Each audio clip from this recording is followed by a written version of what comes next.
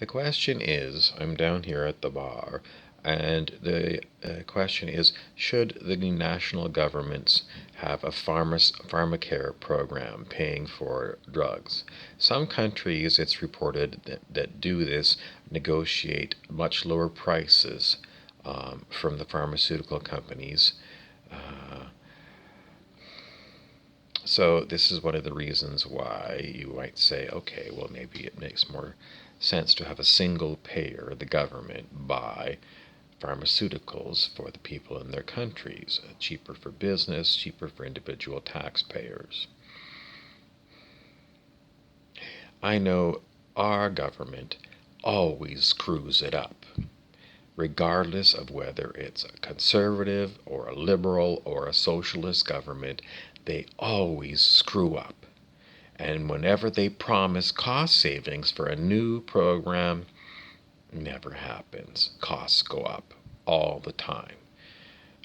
Why? Governments are corrupt. They are corrupt because they are beholden to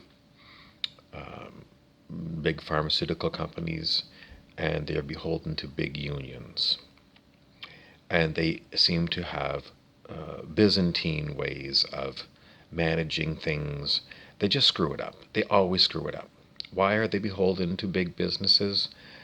It doesn't make much sense, because big businesses don't really do anything for the politicians.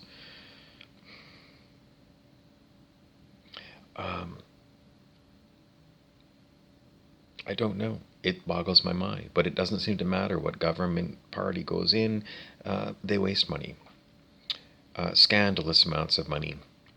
And there doesn't seem to be any Bureau of Internal Accounting that has any kind of teeth to go and point the finger and say, look it, the taxpayers have been ripped off, and this should be a criminal offense, but it's not.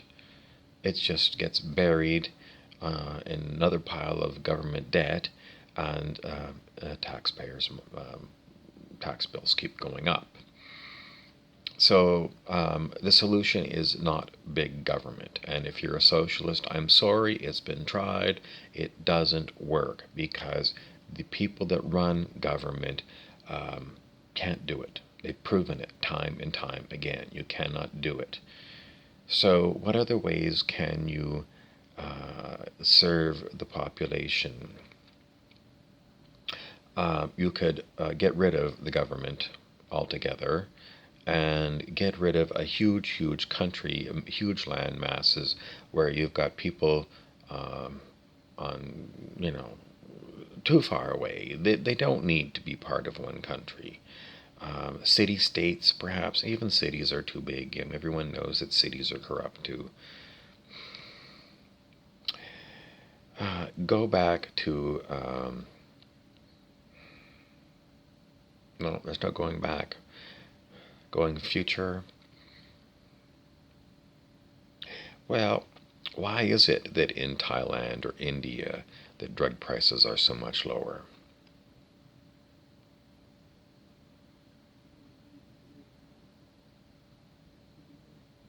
Maybe we should all move to Thailand or India. But it's a good question. Why is it so much lower? It's the patent laws. The patent laws on the books in Western countries protect Big Pharma. Big Pharma always wins. Big Oil always wins. I mean, have they got like thugs, enforcers that are scaring the politicians? How is it that they manage to do this?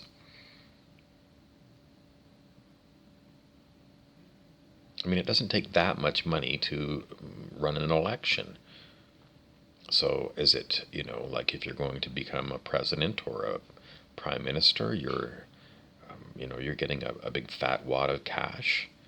It seems to have happened a number of times.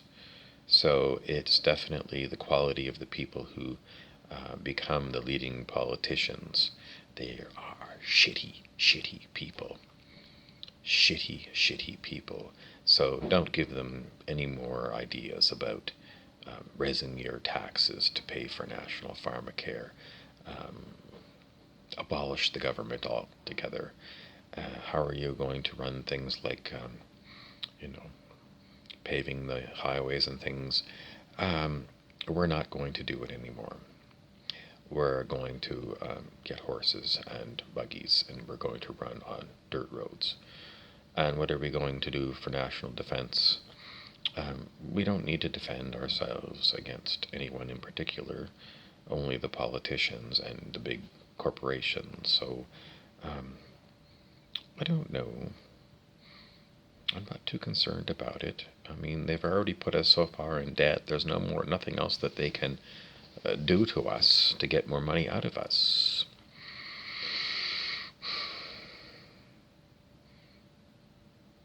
Where's my cheap dollar a beer, Doug Ford?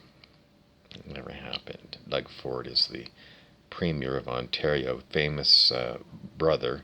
His late brother was Rob Ford, who was the Toronto mayor, and he was the famous mayor for smoking crack. Most famous since Marion Barry of Washington, D.C. for smoking crack. So, as I say again, the quality of the people who get to be the political leaders is the shits. How did they get that way? The system is so corrupt. It's like the mafia. Still waiting for my buck of beer there, Doug Ford. He promised that in his election, and it didn't happen. Justin Trudeau promised legalized marijuana. He did pass some legislation to make it legal, but then he gave it to the provinces, and then Doug Ford didn't open up the marketplace for any small businesses to run a place where you can buy marijuana. So in most cities in Ontario, you can't buy marijuana legally. Who does this serve? Well, the black market loves it because now it's legal to have the product, and they didn't lose any business. So it's still the black market that runs the pot business, and potentially they might have more users because it's not illegal to smoke it anymore. Corruption.